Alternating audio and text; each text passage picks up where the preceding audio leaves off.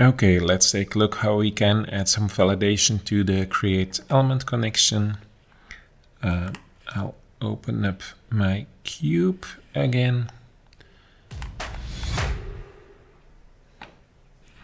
Okay, and I have Spy open here. So what do we want to do?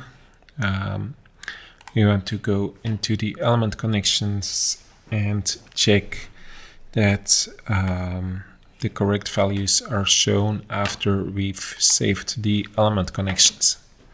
Okay, so in cube, we open up element connections, or in fact, it will still be open. Destination element will be expanded already, and let's see. I'm gonna track this with Spy, so that should be the combo box. It's toggle button within the combo box. I'll first inspect the properties of the combo box, and I'll go to the overview. The automation ID. And in fact, we can just simply check the text property of the combo box, which is our selected element. Okay, so let's go into Spy. I suspect that will be the same for the parameter combo box.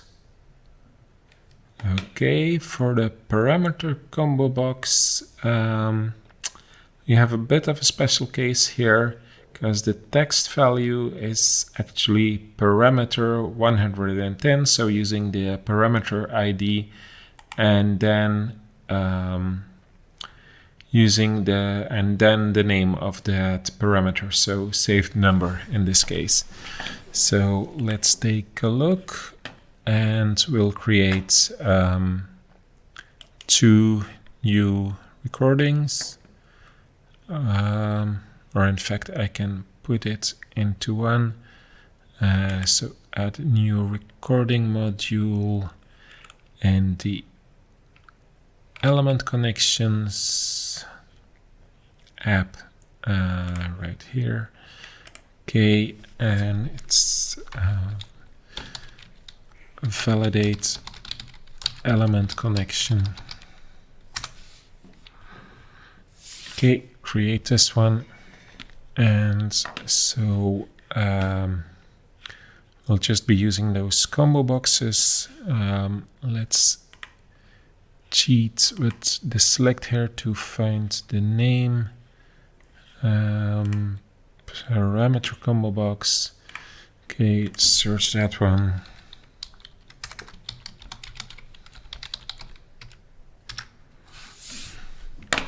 Okay, so first I'll check the element combo box. I'll not click it, but I'll add a validation that the attribute is equal. I want the text, and I'll just add a new variable too. Let's call this one linked parameter name. Don't want the default value. No, that's not a linked parameter name. It's a linked element name. Okay, I'll be using the parameter in a second, so I'll just leave that and add another one called linked element name.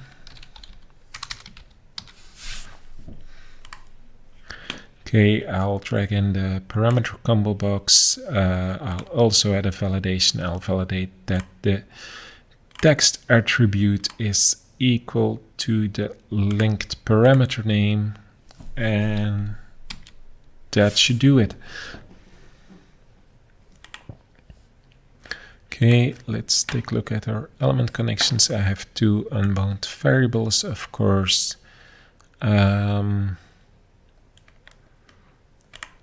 Look at our data binding, and we can just select the element and the name that's already been used for creating the element connection. Okay, let's apply, or it's applied now.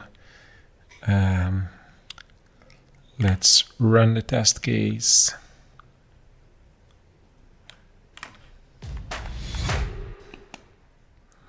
Okay, we've added the validation.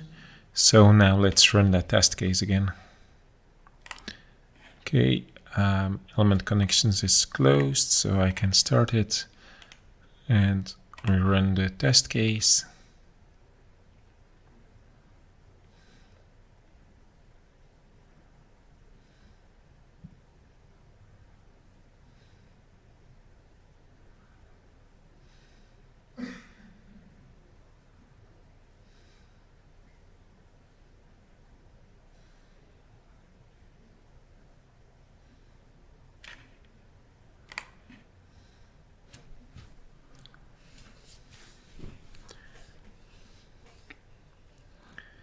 Okay, so creating, should go and select the linked element.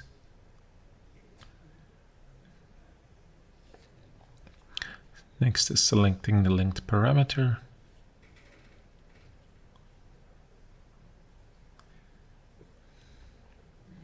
Yeah, still need to check that saved number text. Okay, save, and then validating. Validating is not really showing anything physically.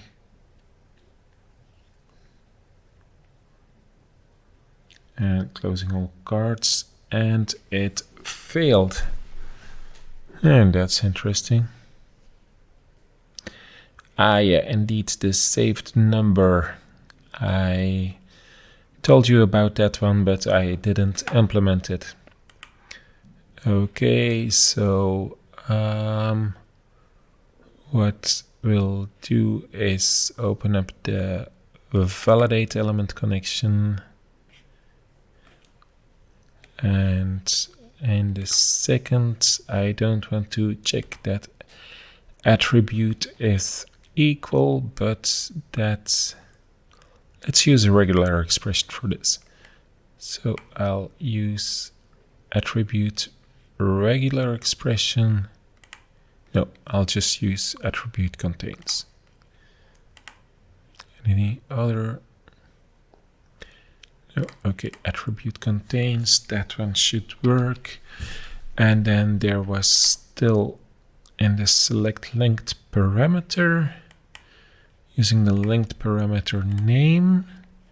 Let's check if this one is correct. So it saved the number, so it's probably a timing issue. So in the select linked parameter, I will also click the filter combo box, and that will probably fix that issue.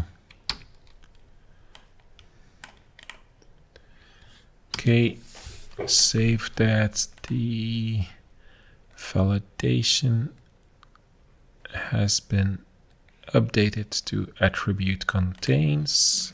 Okay. And now let's run that test case again. I'll clear it first. Clear the setup. Save. Close. Double check. We'll automate the double check in just a moment. Okay. And run our test case.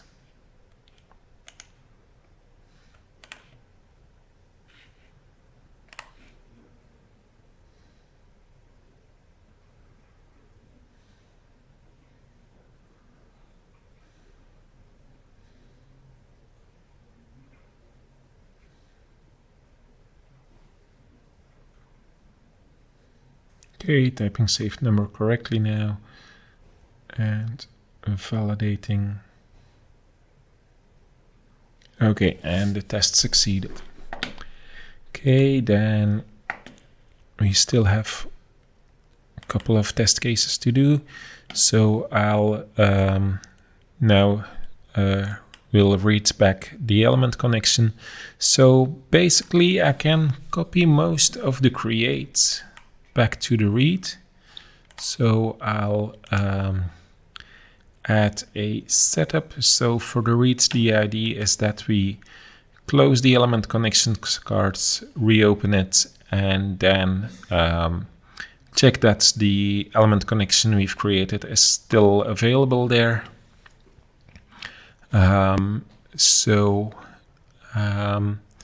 I'll just add this setup and tear down the same as the create element connection. I'll copy these over.